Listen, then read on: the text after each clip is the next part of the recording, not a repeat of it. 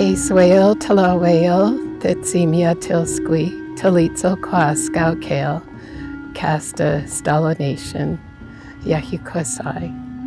My name is Wendy Ritchie. I'm from Scoutcale here in Chilliwack. My name is Katwimalak. I come in peace. I am the elder for Fraser Health.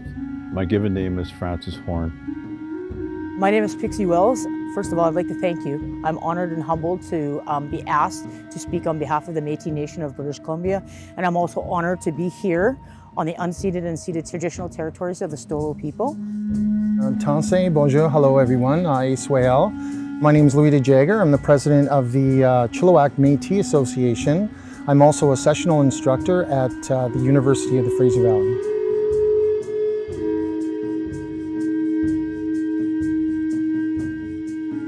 I believe working with Indigenous communities are different from working with other communities in the Lower Mainland is because we have our beliefs and values. We know everybody that's in our communities, and we have our systems, like how we communicate, how we approach one another in a respectful way, and it's more obvious that people are related in the communities. I think probably because of its uniqueness. There is not one single way or one sort of path that you can use and you think, oh, well, this is the tool. Teaching, I always tell my students that they need a toolbox that's full, because they will walk into situations that are different. There's a lot of protocols that have to be respected, and you don't get that so much in maybe other cross-culturals. So there is a history, and there's a really dark history, so making sure that you're armed and ready when you walk into a community, I think, is probably one of the most important things in dealing with caring and just getting to know the First Nation community. Working with the Indigenous communities, there's so many things to keep in mind. Like there's been so much trauma and PTSD and various other things that our people have had to live with over the years, and has been going on for a long time. And even though it's generations ago that things happen, it's still a difficult transition for a lot of our people, because there are still elders left from the residential school era. Well, I would look at it from a perspective of dealing with all Indigenous people from a different lens, because I think we all come from different backgrounds and different perspectives. First Nations come with a different set of tragedies, Métis come with a different set of tragedies, and Inuit come with a different set of tragedies. And I think we can't paint each other with the same brush. Working with them and being with them and knowing, and also the 60s scoop.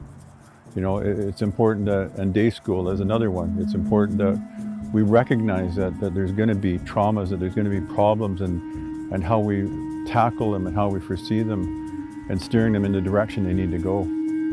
So we need to understand what are the differences, and I believe we need to go to each community and understand what are the needs of those communities and what are the tragedies that have been suffered by those communities, to understand what are the needs of that community in general, and then look at it from that lens, from their lens, not the lens of, oh, you're all Indigenous, so let's look at it from that perspective. I think we need to look at it from, we're all different. Even Chilliwack Métis Association is different from what the needs of the Fraser Valley Métis Association needs are.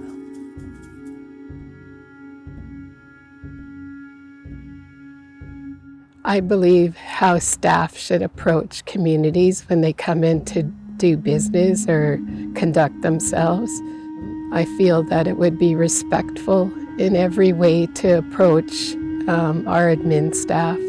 We have a band office, we have a core admin staff that work for the band. Well, staff, I think, first of all, take your time. So definitely don't rush. It's a really rewarding process to go through. It's definitely a multi-layered level learning process to go through. So I would encourage you, first of all, to definitely take historical impact and probably visit, if you can, some of the communities with somebody else. If you do know somebody or work with somebody that is Indigenous, please seek them out and ask for help.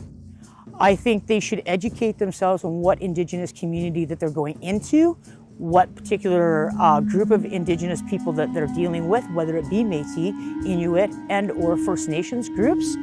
You know, if you want to know something about an Indigenous person, ask an Indigenous person. That's how you're going to get that approach. It's how you're going to be taught how to approach different situations. Get a feel for how council operates, how families get services here, and or our Stelo Nation administration, because we do have structures already in place. And I think that we need to do more to help more.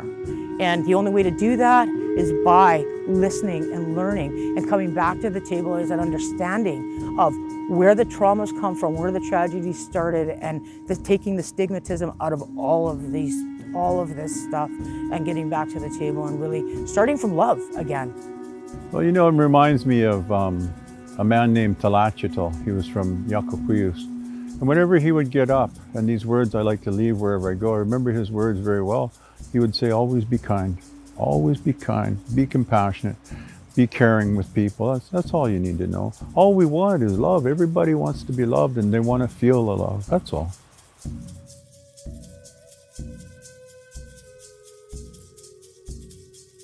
I believe meaningful community engagement, in my opinion, would look like respecting our ways. Once you discover how our community operates, how our governance oversees all of our programs, that you would respect those and approach in a respectful way.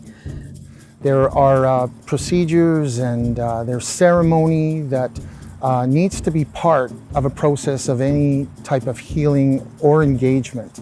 And that's the thing, you know, with a lot of our Homo people, our native people, we're about hands-on learning. We didn't live by a clock, so to speak. And in our world, the spirit world, we're taught by elders, there is no clock in the spirit world.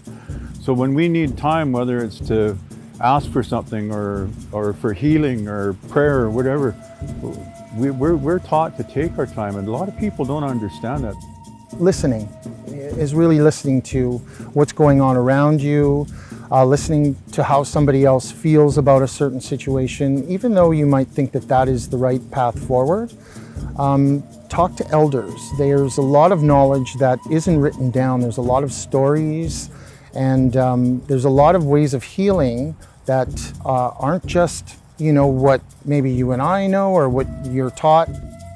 I know I've been in situations where people have come and asked for prayers, and if you're not related, you may get questioned, but because we're spiritual people, because we offer prayers and offer singing, I think it's important that that continue in a good way. All nations need to be at the table, not just from a First Nations lens, a Métis lens, and an Inuit lens. We all need to be at the table because we all have different lenses and we all see things in a different way, and all our needs are different. Our people and our leaders in our communities know what those core problems are, and we know that there's ways forward to sort of approach this. And I think that's what we're looking for, is a willing partner that's going to help us get that work done.